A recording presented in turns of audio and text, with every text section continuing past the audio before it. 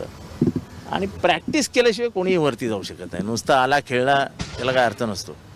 आणि टेनिस क्रिकेटसाठी एक ग्राउंड आम्ही देतोच आहोत, पण शेवटी जर तुम्हाला भविष्य बनवायचं असेल तर तुम्हाला सीझन बॉलची पर्याय. सर, जशी दहीहंडी जगभरात गाजवली, पंढरी मानली तर क्रिकेट देखील पंढरी आहे. त्यामुळे कुठेतरी आता सचिन तेंडुलकर, गावस्कर असे घडवणारे महाराष्ट्राने घडवले कांबळीसारखे, तर या ठिकाणी देखील असे आता प्रत्येकाचं आपला प्रयत्न होता की हे काहीतरी नवीन उपलब्धी द्यावी. आणि नुकताच मी MCAवर गेलो, पण आधी पण मी MCAवर होतो. आणि मी मुंबई क्रिकेट असोसिएशनचे आभार मानेन की त्यांनी हे ग्राउंड देणारे आमचे आयुक्त आणि महानगरपालिका आणि सहकार्य करणारे सगळेजण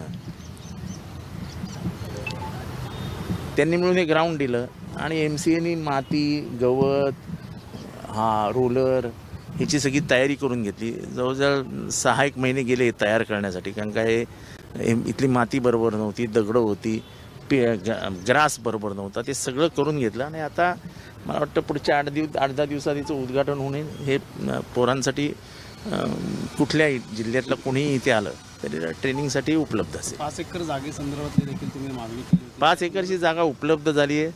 ती आज MCAच्या हातात आहे. MCAने 47 लाख रुपये भरून त्याचं रजिस्ट्रेशन करून घेतलेलं आहे. आणि आता त्याचं कसं निर्माण होतो ते येत्या काही दिवसांमध्ये आम्ही ह्याचं जेव्हा उद्घाटन नाही भूमिपूजन करू तेव्हा. दादाजी स्टेडियम सारखंच या ठिकाणी स्टेडियम बनण्याची नाही, दादाजी कोंडदेव हे खूप मोठं स्टेडियम आहे, तसं काही होणार नाही. पण एक खेळ खेळण्यासाठी जे ग्राउंड्स लागतात